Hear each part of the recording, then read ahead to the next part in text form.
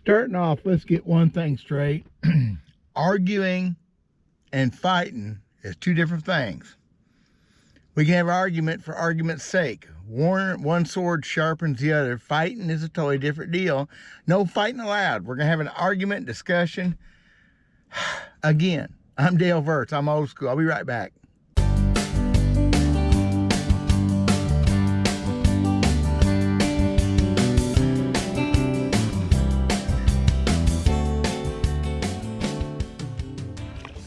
Thank you. Thank you very much. I don't know why I'm even trying this, except you get attacked a little bit. You feel like you have to defend yourself, and I really don't. I'm going to. The whole technology thing, and where to draw the line in the sand. And for me, it's with forward-facing sonar radar love. That's where I draw my line. I have the right to say that. I mean, everybody in the world seems to exercise their rights, freedom of speech and all that. I don't do it to attack the folks using new technology, kids, old folks, whatever. I do it because it's what I believe. And if you don't like that, I'm not sure why you watch the video. You don't have to like it and agree with me 100% on everything. That would be boring. So let's talk about this for a minute. Solar bat, y'all. Hopefully have a link in the description pretty soon on how to get these things. And I'm a believer. Just let's leave it at that. I'm a huge believer. So the argument that is presented to me goes like this. Here you are talking against the modern technology, but you're using modern technology. Yep. I addressed this over 2 years ago on my Hillbilly Outdoors channel. I said a hypocrite thing would be real easy because I love my fuel injection in my truck and I'm outboard motor. I love it. On the other end, I don't own a cell phone. Well, I don't have one that I use. I got some old ones laying around. I don't do cell phones. I ought to sometimes, maybe, but I don't. I don't do Instagram. I don't Twitter. I don't tweet. I don't do Twitter. I don't twerk. How many of y'all want to see that?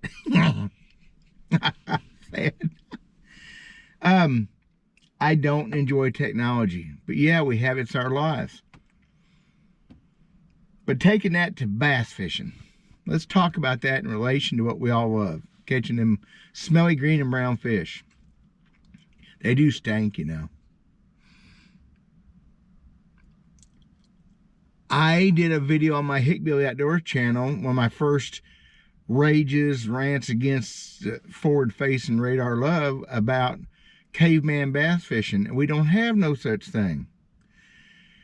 All of us, all of you watching this are of an age that even the 70-somethings grew up with bass boats, trolling motors, good outboards, and depth finders. That's what we know. That it's not like it all came about 20 years ago. We completely shifted a different gear and came from paleo, early archaic, into woodland to historical. Those are all archaeological terms. Look them up. It works. Where to draw the line. Guy at tackle shop a while back down here, and a guy I've known for a long time, said, you know that flashers are real time. Yeah, ain't from yesterday. Ain't wormhole theory, quantum physics from tomorrow. Left me speechless. That's hard to do. How do you answer something? Of course it's real time. That's the way depth finders work. Sonar is real time. Ain't the same as looking at a fish and responding to your bait. It just ain't. The chip on the shoulder thing, I thought about doing just a video on that once. Why so many of the technology guys have that chip on their shoulder. They have a chip up here where they respond negative and in defense about this. I am not poking at you guys unless you need to be poked at. I'm poking at technology. So some of the guys I'm poking at a little bit, and some of the guys getting ready to kill a bunch of these spoonbill, like the Ozarks and Truman, I'm going to poke at, but because it's kind of wrong. I don't say spotlighting, even though I agree with that term. It's legal. Spotlighting's not. So there's a line there you probably shouldn't not cross. I'm not going to, not easily anyway. Unless I start getting more lectures on how a flasher is real time. Oh my gosh, that was just, wow. I don't, hope he watches this. So, where to draw the line? My issue is 2D sonar, side scan sonar, you cannot near as well interpret the fish and what they're doing. Bottom line, I don't care. You can't. And I've watched the guys video game fishing straight up and down. I've done it with a spoon. And I know I'm in the fish, but I cannot judge what that fish is doing. It's just different. And that's for sake of argument, there's no argument. It just ain't the same. But let's take this back to the basics. That line in the pea gravel. We don't do sand, we do pea gravel. We're bass fishermen. Oh, yeah. Let's talk about, seriously, where are we going to take the technology to, and where do we cut off where technology is not necessary, or where's that line at? Let's talk about that. Modern bass fishing started in the 60s. That's fair enough, with the advent of the bass boat. That's fair. If y'all don't agree, let me know when you think modern bass fishing started. I mean, because George Perry caught a world record largemouth bass in 1932 with probably a reel with direct drive reel, no level wind, probably a steel rod. That's old school as it gets. Maybe, maybe not. That reel's technology, that rod's technology. Oh, I probably gave that away where this is going. I need a script, y'all. Think about this. When Skeeter made the first bass boat with semi-raised decks, and it was made out of a Piro, a Louisiana Bio Piro, and you ever see it? It's cool. They just kind of made some changes, ended up widening them, and we got our bass boats out of that. Starting in the 60s. Also in the 60s, then came the depth finders. The flashers, like I've got the old ones, plus I got the one in the green box, Lowrance. So following that, we got crazy leaps in tackle and rods and reel technology, fishing line. Oh my gosh, fishing lines came forever. So take my old bass boat back here behind me. Front depth finder's broke, by the way. I broke my transducer cable. It's not working. They ordered me one, they didn't have to. I don't think I need it. But let's take them depth finders off. If 2D technology is as bad as forward-facing sonar, let's take them off the boat. Got that flasher in the console too. That one's not working. I've got one. It's a safety thing, but let's take it out. No depth finders. That thing on the front of the boat, a trolling motor. Arguably the most important tool to catching fish. We taking that off the boat too. Well, then I got my old school 200 EFI Magnum Mariner on there. It's a Mercury with silver paint, by the way. Don't need that either. Well, heck, the boat is all modern technology. I got live wells, aerated timers, bilge pump, all the lights, flip of the switch, all that stuff. I guess, truthfully, if we're going to know technology, the boat's done. I thought about this would be cool to have a drawing of the boat and with an eraser and start. Who has time for that, right? That boat is the epitome of technology, and it's 25 years old. Let's get rid of that. So what are we going to do then? Well, the Piro, John boats, kayaks. Wait a minute, kayaks are relatively new as far as bass fishing goes. They've been around for a while, but the kayaks like we fish in, the sit on top, oh no, so a canoe, a John boat. It's all technology. It's all manufactured. Indian dugout canoe.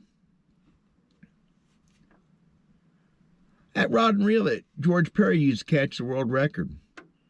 Probably a no-level wind, cotton line with a big heavy wooden plug. You ever thrown one of those? Pretty old school, but it's still technology. I'm thinking if you're going to tell me that my 2D sonar is the same kind of technology as forward-facing sonar with radar love on the side, that we need to just go back to spearing fish with atlatls and spears and pointy rocks. Wait a minute. Pointy rocks. You ever napped an arrowhead? I love napping. I don't do it very much. That's technology. It's my earliest technology. Dates back tens of thousands of years in Africa. Pointy rocks.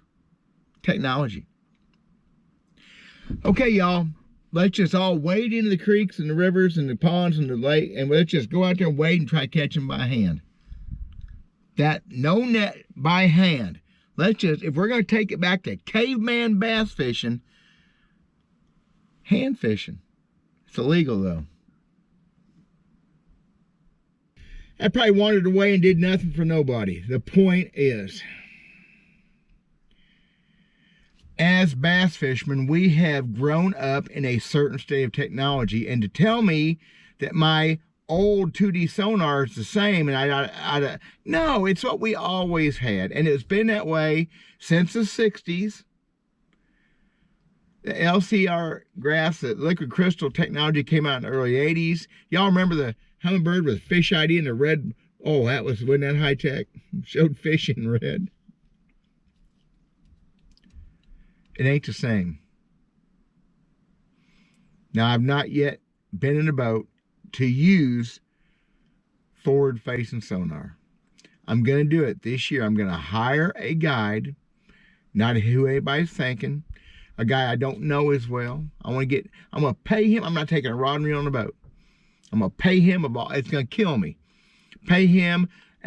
He's cool, he's a nice guy, and he's good in depth finder stuff. We'll pay this guy who everybody's going to know to show me how he catches fish doing that. I'm going to spend at least a couple hours doing that. I think it's fair.